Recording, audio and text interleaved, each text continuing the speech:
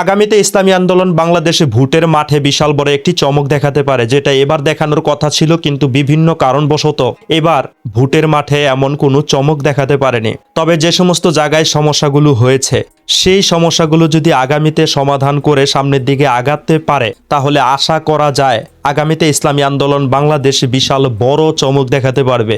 ইসলামী আন্দোলন বাংলাদেশ এককভাবে নির্বাচন করে যে বুদ্ধির পরিচয় দিয়েছে, তা নিরপেক্ষভাবে আপনাদের সামনে আজকে বিশ্লেষণ করা হবে। ইসলামী আন্দোলন বাংলাদেশ ২০২৬ সালের নির্বাচনে ২৫৭টি আসনে প্রার্থী দিয়েছিল। ২৫৭টি আসন থেকে মাত্র একটি আসনে তারা জয়লাভ করেছে, বরগুনা ১ আসনে, যা আমাদের প্রত্যাশার থেকে অনেক পরিমাণে কম।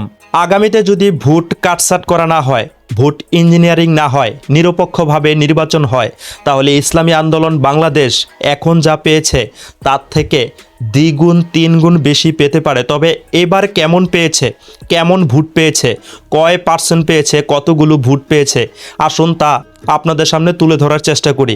ইসলামী আন্দোলন বাংলাদেশ ২৫৭টি আসনে নির্বাচন করে তারা 2.70% ভোট কালেকশন করেছে, মানে 2.70% ভোট তারা পেয়েছে, যা ভোট সংখ্যায় 20,44,000, যেটা আমাদের প্রত্যাশার থেকে অনেক কম। তবে আরেকদিকে শুকরিয়া আদায় করতে হয় ইসলামের পক্ষে, ইসলামী আন্দোলন বাংলাদেশের পক্ষে 20,44,000 মানুষ সমর্থন করেছে। এবার আসুন দেখা যাক আগামীতে ভালো ফলাফল আনতে কি করা যেতে পারে।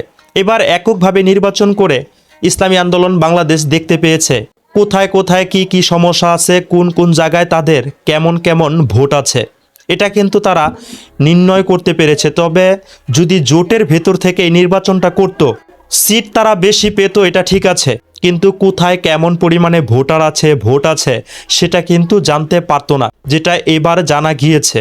১ নম্বরে বলবো দাওয়াতের কাজ। ইসলামী আন্দোলন বাংলাদেশ যদি দাওয়াতের কাজটা বাড়িয়ে দেয়, যে যাই বলুক না কেন, যেমন আমি সর্বপ্রথম যখন চরমনায় গিয়েছিলাম, আমারই একটা পরিচিত বড় ভাই সেখান থেকে ফিরে এসেছিল, অনেক ভালো হয়ে গিয়েছিল, নামাজ কালাম পড়তে শুরু করেছিল, একদম পরিবর্তন হয়ে গিয়েছিল।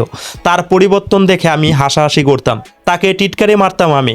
সে রাগান্বিত হয়নি, যদিও রাগ করেছিল, বন্ধু হিসাবে তাকে বলেছিলাম, তবে রাগান্বিত হয়নি, সে আমার থেকে দূরে সরে যায়নি। সে আমাকে চেষ্টা করেছিল সেই চরমনাইয়ের ময়দানে নিতে, তার ইচ্ছা ছিল চরমনাইয়ের ময়দানে নিয়ে যাবে, আমি দেখব, জেনে শুনে বুঝে তারপরে যদি বিরোধিতা করি তাহলে বিরোধিতা করবো, আর তা না হলে সেখানেই আমি সংযোগ হয়ে যাব, সঠিক ইসলামটা আমি বুঝতে পারবো। তার মনের আশা পূর্ণ হয়েছে, সে আমাকে বুঝাতে পেরেছিল। তাদেরকে বিভিন্ন ভাষায় আমি কথা বলেছিলাম, কথা বলতে একটা সময় চরমনাই সেই ময়দানে আমি গিয়েছি, গিয়ে তার সত্যিকারের চিত্র আমি দেখতে পেয়েছি, যেখানে লক্ষ মানুষ চোখের পানি ফেলে। আমার কাছে সেই জায়গাটা ভালো লেগেছে, আর আমার কাছে মনে হয়েছে বাংলাদেশের প্রেক্ষাপট অনুযায়ী যতগুলো ইসলামিক দল আছে, সবচাইতে এগিয়ে আছে ইসলামী আন্দোলন বাংলাদেশ নীতি ও আদর্শ ইসলামের দিক থেকে চিন্তা ভাবনা করলে। কাজেই কে কি বলল, কে কি বলতেছে, সেগুলো কথা কোনোভাবেই কানে নেওয়া যাবে না। দাওয়াতের কাজ চালিয়ে যেতেই হবে, আর কারো সাথে ঝগড়ায় লিপ্ত হওয়া যাবে না। টার্গেট নিতে হবে বেশি লোকজন যেন সেই ময়দানে নিয়ে যাওয়া যায়, তারা যেন নিজের চোখে দেখে আসতে পারে আসলে তারা কানে যা শুনছে, মোবাইলে যা দেখছে, তা কি সত্য নাকি সত্য না। ২ নম্বরে কথা সহ্য করা, কারণ এবার নির্বাচনে ইসলামী আন্দোলন বাংলাদেশে ভালো কোনো ফলাফল নিয়ে আসতে পারেনি, যে কারণে আমাদের বিরোধী দলগুলো যেন আমাদের বন্ধু বান্ধবগুলো আমাদেরকে টিটকারি করে কথা বলছে, সেগুলো আমাদের সহ্য করতে হবে, আর সবার সাথেই ভালো সম্পর্ক রাখতে হবে। একটাই টার্গেট থাকতে হবে, তাদেরকে নিজের চোখে দেখানো। আমি সেজন্যই বলবো কথা হজম করতে হবে, ধৈর্য ধারণ করতে হবে, সহ্য করতে হবে। ৩ নম্বরে পীর সাহেব হুজুরের দেওয়া 5টি ওষুধ নিজের মধ্যে প্রয়োগ করতে হবে। নিজের মধ্যে যদি পীর সাহেব হুজুরের 5টি ওষুধ প্রয়োগ করা যায়, তাহলে আমাদেরকে দেখে লোকজন সেখানে যেতে উৎসাহিত হবে।